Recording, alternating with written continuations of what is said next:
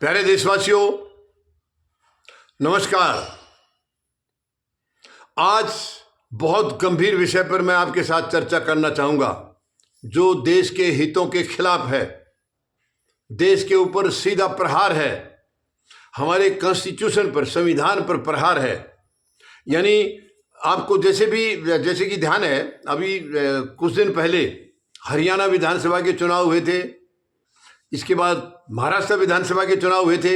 हालांकि ये चुनाव करने का तरीका भी जो है वो बिल्कुल हैरान करने वाला था। हर साल हरियाणा और महाराष्ट्र के चुनाव एक ही दिन होते थे, अब की बार अलग अलग किया गया। तो इससे भी कुछ साजिश की बू आने लगी थी, वरना ऐसी क्या दिक्कत आ गई? हमेशा तो अलग एक साथ होते थे, अब की बार अलग क्यों? और विपक्ष की शिकायत है माननीय सर्वोच्च न्यायालय के सामने और माननीय उच्च न्यायालय के सामने भी इन्होंने शिकायत की थी कि इन चुनावों में धांधली हुई है। और माननीय न्यायालय ने चुनाव आयोग को कुछ कागजात दिखाने के लिए कहे, इसकी छानबीन करने के लिए कि क्या चुनाव में धांधली हुई है। और सरकार ने रातों रात आदेश मतलब दूसरा कानून बदल दिया। सरकार माननीय अदालत के आदेश को ही रद्द कर दिया एक किस्म से, जो कि ये तो सरासर अवमानना है, अदालत की अवमानना है। कानून बना दिया कि चुनाव आयोग को वो दिखाने की जरूरत नहीं रहेगी, वो दस्तावेज दिखाने की जरूरत नहीं रहेगी। क्या चुनाव आयोग जनता से ऊपर हो गया, देश से ऊपर हो गया?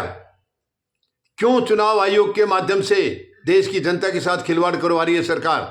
क्यों इतनी तानाशाही लगा रही है? तो ये बहुत ही दुखद है, बहुत ही खतरनाक है, बहुत ही डरावना है। यानी हमारे जो अधिकार हैं संविधान के तहत, उनके ऊपर वार किया जा रहा है। चुनाव आयोग को इतनी शक्तियां दे दी, इतनी ताकत दे दी कि उसको कोई रोकने वाला नहीं है, ना अदालत रोकने वाली है। और सरकार जो है ही कौन? सरकार तो उनको दे ही रही है अधिकार। तो ये कैसे काम चलेगा? मतदाताओं के अधिकारों का क्या होगा? जो वोटर, एक मतदाता को अधिकार होता है कि वो अपने एक मत के बल पर सरकार को खारिज कर सकता है और सरकार को चुन सकता है। वो अधिकार छीन लिया गया है।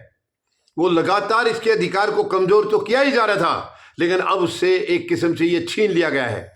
और अब इसमें कोई गुंजाइश नहीं है शक की। ये पक्का सिद्ध हो चुका है कि इसका मतलब धांधली हुई है, चुनाव में धांधली हुई है। ये खुद सरकार ने बता दिया। यानी जब माननीय सर्वोच्च न्यायालय ने चुनाव आयोग को कुछ दस्तावेज दिखाने के लिए कहा है, तो क्या दिक्कत आ गई? दिखा दो। अगर आपने कुछ गलत किया नहीं तो दिखाने में क्या हर्ज है? इसका मतलब दाल में काला है, जरूर वहां गड़बड़ी है, जरूर गलत हुआ है, तभी तो दिखाने का आदेश ही उन्होंने कैंसिल कर दिया। सरकार ने कानून ऐसा बना दिया कि वो दस्तावेज दिखाएगा नहीं। इसका मतलब वो जो मर्जी करे। देखो, सही काम करने के लिए किसी को डरने की जरूरत नहीं होती है। डरना तभी है जब गलत काम कर रहा है। जब उसको मालूम है कि ये मैं संविधान के खिलाफ काम कर रहा हूं, तो डरने की जरूरत है। उसी डर को खत्म करने के लिए कानून ला दिया सरकार ने। अब इनको दिखाने की जरूरत नहीं है। ये बहुत ही शर्मनाक है, बहुत ही डरावना है। मैं तमाम 140 करोड़ लोगों से निवेदन करूंगा, खास करके जो मतदाता हैं, जिनको मत का अधिकार मिला हुआ है, वोट डालने का अधिकार मिला है, उनको ये निवेदन करना चाहूंगा, आपके अधिकार पर ये सरेआम चोट है, सीधी सीधी आपके अधिकार पर चोट है, मत के अधिकार पर चोट है। देखिए, चुनाव हमारे देश का एक पवित्र त्योहार माना गया है। ये सर्वोत्तम, बहुत सबसे बढ़िया त्यौहार है हमारे प्रजातंत्र का, लोकतंत्र का सबसे बड़ा त्यौहार है। और वो त्यौहार है, प्रजातंत्र का जो त्यौहार है, उसकी कामयाबी मतदाता के हाथ में है। मतदाता के उस एक मत में है, एक वोट में है, जिसके बलबूते पर वो गलत को खारिज करेगा और अच्छे को चुनकर लाएगा। मगर वो अधिकार करीब करीब छीन लिया गया है, क्योंकि चुनाव आयोग धांधली करेगा, किसी को सबूत दिखाने की जरूरत नहीं है। तो फिर क्या होगा इस देश में? आप आगे आने वाले समय कितना खतरनाक होने जा रहा है, आप इसका अंदाजा भी नहीं लगा पाएंगे। ये बहुत ही खतरनाक है। और आज सत्ता में वो लोग बैठे हैं जिन्हें ना देश से कोई लेना देना कभी हुआ, ना देशवासियों से हुआ है। ये देश हित में थे ही नहीं। इन्होंने हमारे उन महान शहीदों को कभी शहीद नहीं माना, उनको भी ये उग्रवादी बताते हैं। और आज उन महान शहीदों के, उनकी आंखों से खून के आंसू निकल रहे हैं। उनको ये अफसोस है कि जिस देश के लिए हम शहीदियां दे के आए, अपनी कुर्बानियां दे के आए, अंग्रेजों को यहां से भगा करके देश को आजाद करा के आए, आज उस देश के साथ क्या खिलवाड़ हो रही है। उसके संविधान के साथ क्या खिलवाड़ हो रही है। तो अब ये बिल्कुल सरासर साफ साफ नजर आ गया है, जो इनका 400 पार का नारा था वो इन्होंने तानाशाही के बल पर सफल कर लिया। 400 पार तो जनता ने नहीं होने दिया, जनता ने तो इनको ठिकाने ला करके बिठा दिया था, लेकिन अब कलम की ताकत, नाजायज ताकत, हालांकि ये देशवासियों से ऊपर नहीं है, देश की जनता से ऊपर नहीं है सरकार। इसलिए मैं ये निवेदन करूंगा, इस सरकार की तानाशाही को रोकने का भी एकमात्र एक ही तरीका, यानी ये ना तो अदालत को समझ रहे हैं, ना ये विपक्ष को समझ रहे हैं, ना ये राष्ट्रपति महोदय को कुछ मानते हैं केवल अपनी कलम को, अपनी ताकत को, नाजायज ताकत। देखिए, सरकार में ताकत होती है तो वो देश के साथ अनहित करने की नहीं है, वो ताकत इसलिए होती है कि आप हित का काम कर सकें, जनता के हितों की रक्षा कर सकें, उसके लिए ताकत होती है। लेकिन आप ताकत का इस्तेमाल दूसरी तरफ कर रहे हैं, आप अपने आप को तानाशाह बनाने के लिए उस ताकत का इस्तेमाल कर रहे हैं, जो कि हमारे संविधान में व्यवस्था ही नहीं है। हमारे संविधान में तानाशाही की कोई व्यवस्था नहीं है, लेकिन फिर भी आप दिन प्रतिदिन तानाशाही करते जा रहे हैं, तानाशाही को बढ़ावा देते जा रहे हैं। ये बहुत गंभीर विषय है, गंभीर चिंता का विषय है। और जहां कानून फेल होता जा रहा है, यानी हम सबसे बड़ी जो कानून की और संविधान की रक्षक है वो माननीय न्यायालय है। जब न्यायालय भी फेल हो गया है, न्यायालय फेल हो गया है, विपक्ष फेल हो गया है और जनता के मत के अधिकार को भी बर्बाद कर दिया, उसको भी छीन लिया, तो क्या बचेगा? अब एक ही रास्ता बचा है, जनता को सड़कों पर आना होगा, अपने अधिकारों की लड़ाई लड़नी होगी।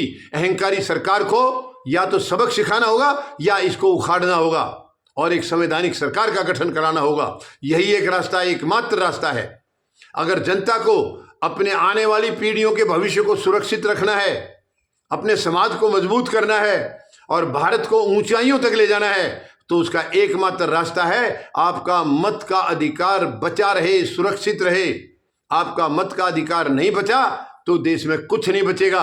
अब तक जो सरकारें जो चल रही थी वो डरती थी मतदाता से, क्या अगर हमने कुछ भी गलत किया तो हमें मतदाता अगली बार मत नहीं देंगे, अपना वोट नहीं देंगे, हमें नहीं चुनेंगे, ये भय था। लेकिन अब सरकार पूरी तरह से तानाशाही से ये चुनाव जीत रही है, अपने तरीके से जीत रही है, धांधली से जीत रही है। तो सरकार, जनता के मत का कोई महत्व नहीं है। अब एक ही महत्व है, आपके मत का अधिकार तो छीन लिया, लेकिन आपकी जो शक्ति है, जनशक्ति है, उसको ये नहीं छीन सकते हैं, उसको इनकी छीनने की औकात नहीं है।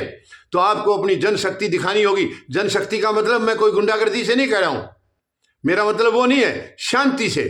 हम शांति से इस सरकार के खिलाफ आंदोलन करें और इस सरकार को उखाड़ें, संदेश दें, या तो सही रास्ते पर आ जाइए वरना बाहर जाइए।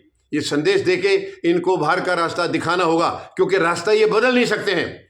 गलत रास्ते पर जब एक चल जाता है, उनको उसका स्वाद आने लगता है, वो गलत रास्ते को छोड़ते नहीं है। इसलिए एक ही रास्ता बचा है, हमें सरकार को इसकी औकात दिखानी होगी, सबको सड़कों पर आना होगा। यही एक रास्ता, एकमात्र रास्ता है। जब अदालत के आदेश को खारिज करते हुए कानून बदल दिया, चुनाव आयोग के हक में कानून ला दिया, उसको असीमित ताकत दी, वो चुनाव आयोग कल को क्या करेगा? क्या करेगा जनता के साथ, जनता के हितों के साथ खिलवाड़, वो साफ नजर आ रहा है। तो इसलिए मैं जनता से निवेदन करता हूं, सड़कों पर आएं और निरंकुश सरकार को हम रोकें, तुरंत रोकें इसको। यही एकमात्र रास्ता है लोकतंत्र को बचाने का। धन्यवाद। जय जवान, जय किसान, जय हिंद।